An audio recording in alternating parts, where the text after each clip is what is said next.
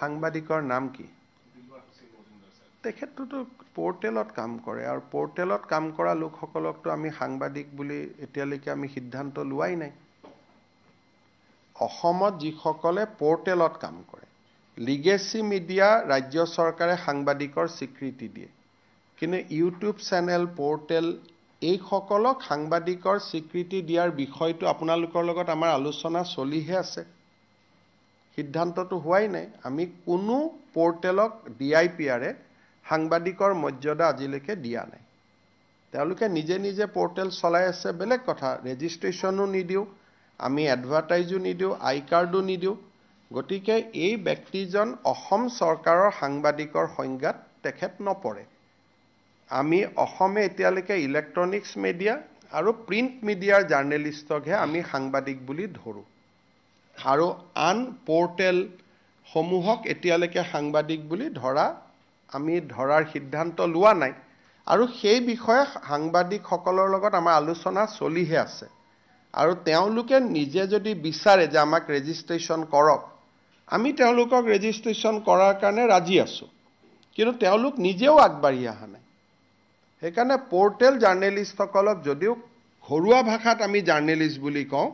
কিন্তু তেওঁলোকক সাংবাদিকতাৰ স্বীকৃতি আমিও দিয়া নাই আৰু তেওঁলোকেও আমাৰ পৰা বিচৰা নাই গতিকে মই ভাবো যে এইটো এজন ইন্ডিভিজুৱেল ব্যক্তি আৰু তেনেকেতো অসমত বহুত কেছ ডেইলি ৰেজিষ্টাৰ হৈ থাকে আৰু এখেত সাংবাদিক নে ব্যৱসায়ী তাৰো এটা দৃষ্টিভংগী আছে কাৰণ তেওঁতো ডাম্পাৰ আদিৰ ব্যৱসায়ও কৰে গতিকে এটা ব্যৱসায়িক কাৰণত গ্ৰেপ্তাৰ হৈছে নে আন কাৰণত গ্ৰেপ্তাৰ হৈছে তাকো জানিব নোৱাৰি কিন্তু মই যিগৰাকী ব্যক্তিৰ নাম জানো তেওঁৰ 4-5খন ডাম্পাৰো আছে তেওঁ বিভিন্ন ব্যৱসায়ও কৰে পাৰ্ট টাইম এটা চেনেল এটা পোৰ্টেলত কাম কৰে আৰু সেই পোৰ্টেলটো ৰাজনৈতিক ব্যক্তিৰ পোৰ্টেল গতিকে এটা সাংবাদিকৰ ডেফিনেশ্যনত আহিব নাই আমি প্ৰেছ ক্লাবৰ লগত কথা পাতিব লাগিব না প্ৰেছ ক্লাবে প্ৰতিবাদ কৰিছে কিন্তু প্ৰেছ ক্লাবৰ লগত এতিয়ালৈকে সিদ্ধান্তই হোৱা নাই যে পোৰ্টেলক সাংবাদিকত ধৰিম নে নধৰিম এতিয়া যদি তেওঁলোক আগবাঢ়ি আহে আমিতো ভাল পাম কাৰণ আজিলৈকে আমি এডভাৰটাইজো নিদিও একো নিদিও আমাৰ লগত কোনো সম্পৰ্কও নাথাকে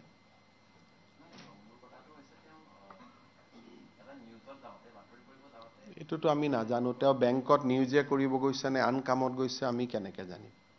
বা আন সাংবাদিকে কেনেকে তাৰ গ্যাৰেন্টি ল'ব পাৰিব আজিকালি দিনত আমি নিজৰ ল'ৰা ছোৱালী গ্যাৰেন্টি ল'ব নোৱাৰো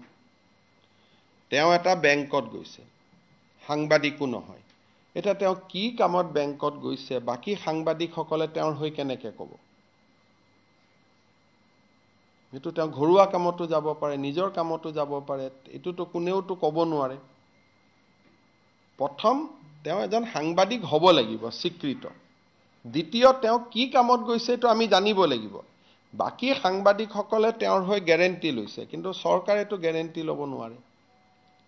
সাংবাদিকৰটো যদি সাংবাদিক এজনে গৈ কাবাৰ লগত কাজিয়া কৰিলে তেওঁ এটা এৰেষ্ট নহব নি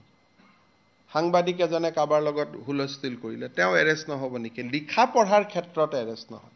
যদি লিখা পঢ়া কোনো ৰাইট আপৰ কাৰণে আমি এৰেষ্ট নকৰো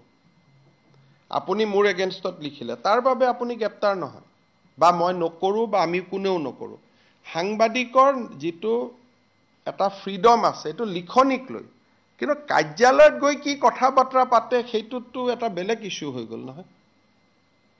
সেইকাৰণে সেই মানুহজনকো সাংবাদিকসকলে শুনিব লাগিব মই জানাত এতিয়ালৈকে সাংবাদিক সংঘ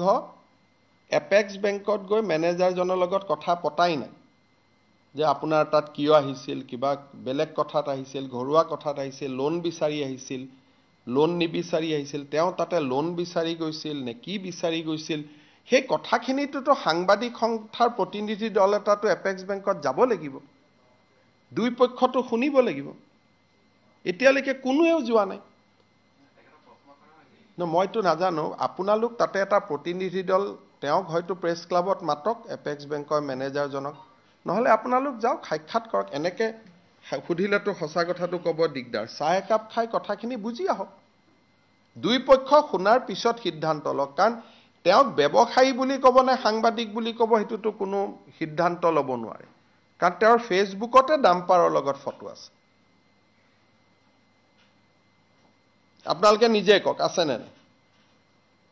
গতিকে তেওঁ এজন এতিয়া ডাম্পাৰ ব্যৱসায়ী নে তেওঁ সাংবাদিক এই সিদ্ধান্তটো কোনে ল'ব who will take this decision গতিকে আপোনালোকে মোক যদি সিদ্ধান্ত লয় সাংবাদিক বুলি কয় মই এৰি দিম কিন্তু সাংবাদিক বুলি মোক আপোনালোকে লিখি দিয়ক যে তেওঁ সাংবাদিক কিন্তু আপোনালোকে লিখি দিয়াৰ আগতে তিনিবাৰ চিন্তা কৰি চাব কালি যদি ডাম্পাৰ কেছত পৰে তেতিয়া কি কৰিব সেইকাৰণে মোক এখন আপোনালোকে লিখি দিয়ক সাংবাদিক বুলি আপোনালোকে তেওঁৰ ওপৰত দায়িত্ব লওক এতিয়াই এৰা যাব এতিয়া যদি প্ৰতিদিন ডিউআই অমুকৰ সাংবাদিকসকলে আহি কয় যে এখন আমাৰ কাৰ্ড আমি সাংবাদিক তেওঁতো যিটো পোৰ্টেলত আছে তাততো আমি জাৰ্নেলিষ্ট কাৰ্ডো নিদিওঁ পোৰ্টেলকতো আমি আনাই নাই জাৰ্নেলিজিমৰ ভিতৰত এতিয়ালৈকে যদি আপোনালোকৰ কিবা আছে আপোনালোকে যদি তেওঁৰ দায়িত্ব লয় মই এতিয়াই ৰিলিজ কৰি দিম যে তেওঁৰ কোনো ব্যৱসায়িক কথা বাৰ্তা সকলোতে আমি দায়িত্ব ল'ম বুলি আপোনালোকে মোক কৈ দিয়ক মই 1 ছেকেণ্ডত মই কৈ দিম যে তেওঁ সাংবাদিক এৰি দিওঁ কিন্তু সাংবাদিক বুলি কোনোবাইতো কওক মোলৈকেতো এতিয়ালৈকে এখন চিঠিও অহা নাই যে তেওঁ সাংবাদিক বুলি নে কি মই ভুল কৈছো নেকি কোনোবাই জনাই দিয়ক মোক সাংবাদিক বুলি তেতিয়া তেওঁক আমি এখন লাইসেন্স দি দিম আৰু যে আপুনি ডাম্পাৰৰ বিজনেছ কৰিলেও বেংকত গৈ জবৰদস্তি লোন খুজিলেও আপুনি সাংবাদিক বুলি আপোনাক ট্ৰিট কৰিম দেশত মুখ্যমন্ত্ৰী মন্ত্ৰী এজনেও গৈ যদি বেলেগত কবাত ধমকি দিয়ে তাকো কোনেও ৰেহাই নিদিয়ে আইনে কাক ৰেহাই দিব লিখা পঢ়াত ৰেহাই আছে মুখ্যমন্ত্ৰীৰ বিৰুদ্ধে লিখাৰ কাৰণেতো কাকো এৰেষ্ট কৰা নাই পুলিচৰ ৰিপৰ্টটো আহিছে যে তেওঁ শিডিউল ট্ৰাইব সম্প্ৰদায়ৰ বড়ো বুলি ব্যক্তি এগৰাকীক খুব ঘৃণনীয়ভাৱে ব্যৱহাৰ কৰিছিল আৰু দ্বিতীয় ৰিপৰ্টটো আহিছিল যে তেওঁ বেংকত এটা বৃহৎ পৰিমাণ টকাৰ লোন দাবী কৰিছিল তেওঁৰ ব্যৱসায়িক কাৰণে ইয়াত লিখা পঢ়াৰ লগত কথাটো জড়িত নাই যেটো পুলিচৰ ৰিপৰ্ট আৰু আজি বড়ো বোলা ব্যক্তিগৰাকীয়ে 164 ষ্টেটমেণ্টটো দিছে কোৰ্টত যে মোক অবাইজ ভাষাত গালিগালাজ কৰা হৈছিল বুলি কালি বেল দিলে কিন্তু আৰু 2-3টা কেছ আছে তেওঁৰ ওপৰত গতিকে পুলিচে গোটেই কেইটা কেছতে গ্ৰেপ্তাৰ কৰিব আৰু গোটেই কেইটা কেছতে তেওঁ বেল ল'ব কাৰণ তেওঁ ওপৰত এটা কৰিলে তলত আহি এটা কৰিলে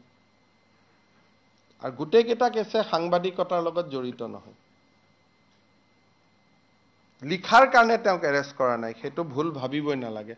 মইতো আজিও কৈছো আমাৰ ওপৰত যিমান লিখে লিখক লিখাৰ কাৰণে অসমত কোনো জাৰ্নেলিষ্টক কোনেও এৰেষ্ট নকৰে